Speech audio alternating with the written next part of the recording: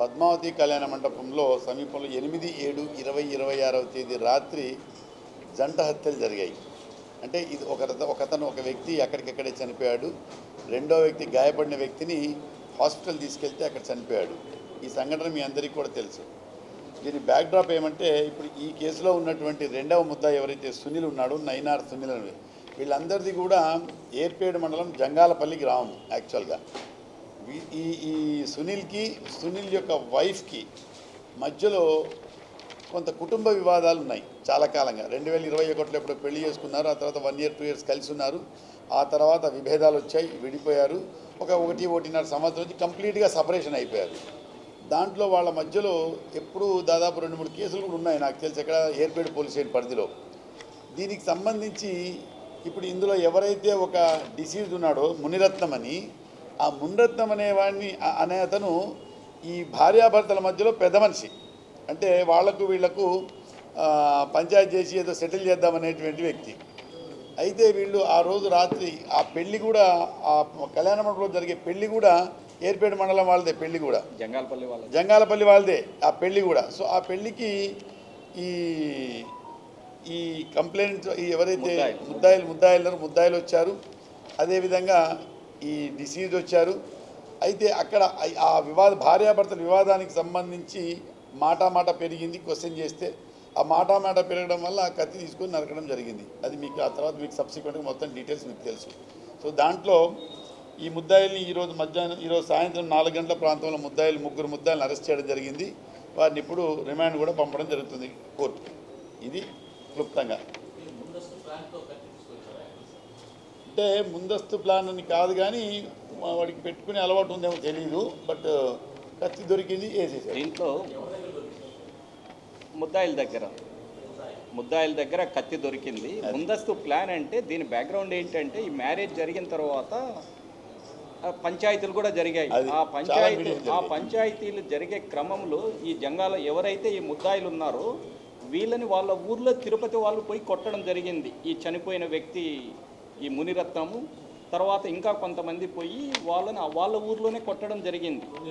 సునీల్ని, వాళ్ళ ఫాదర్ వాసుని, వాళ్ళకి సంబంధించిన కేసులు ఏర్పేడు ఉన్నాయి. చెప్పాను కదా, వాళ్ళ మధ్యలో గొడవలు. ఆ కొట్టినప్పుడు జరిగింది ఏంటి అంటే,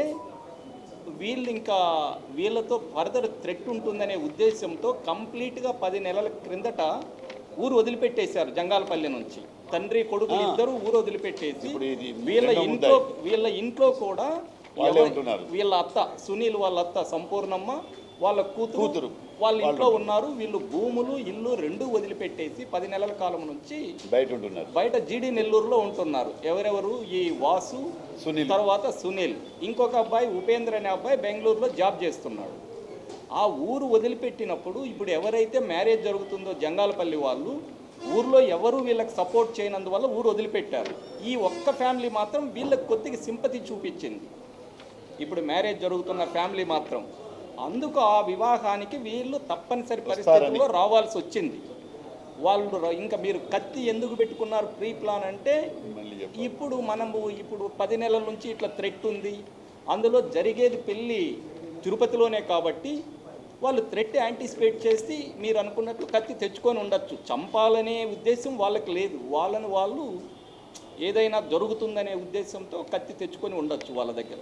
కత్తి అయితే ముద్దాయిల దగ్గరే మనకు దొరికింది. ముగ్గురే. మనము ఫస్ట్ అక్కడ చూసే వాళ్ళలో లేడీను ఇంకొక వ్యక్తి ఉన్నందువల్ల వాళ్ళు కూడా మనకు ఫస్ట్ ఇనిషియల్గా అది పెళ్లి జరుగుతుంది అక్కడ. వీళ్ళు చనిపోయిన తర్వాత ఆ వీడియోలన్నీ మనం చూడడం జరిగింది. ఆ సీన్లో ఉండే వాళ్ళందరినీ మనం అనుకున్నాం, కానీ వాళ్ళకి సంబంధం లేదు. వాళ్ళని ఐడెంటిఫై చేయాలి మనం. వాస్తవం కూడా సంబంధం లేదు. ఈ ముగ్గురికి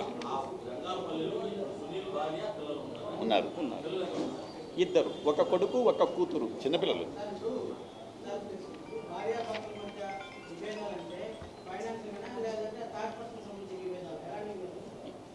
విభేదాలంటే అంటే చిన్న కుటుంబ వివాదాలు దాన్ని మరీ ఇప్పుడు డీప్గా మనం చెప్పలేము, చెప్పకూడదు కూడా. కుటుంబ వివాదాలంటే అంతవరకు వాళ్ళిద్దరూ కలిసి ఉండాలనేది ఈ మునిరత్నం యొక్క ఉద్దేశం, కలపాలని.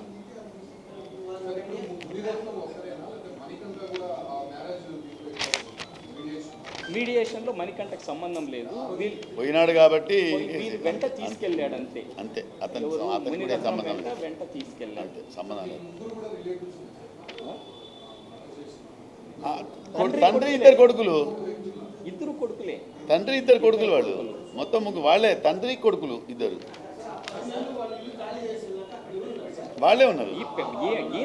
అమ్మాయి వాళ్ళే ఉన్నారు ఆ ఇంట్లో. అది కూడా మనం ఆక్రమించుకున్నట్లు కాదు, ఆమె అట్లే ఇంట్లో కంటిన్యూ అవుతుంది, వీళ్ళు ఇల్లు వదిలేసి వెళ్ళిపోయారు. ఏది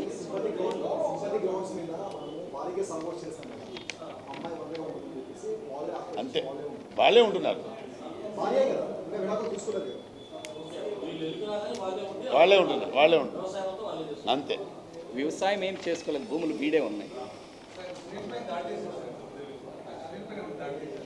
ఏమి సునీల్ మీద అవన్నీ ఏం లేవండి, ఇది క్లుప్తంగా ఇంతే. ఇంతే జరిగింది. సంపూర్ణ బ్యాక్గ్రౌండ్ ఏమంటే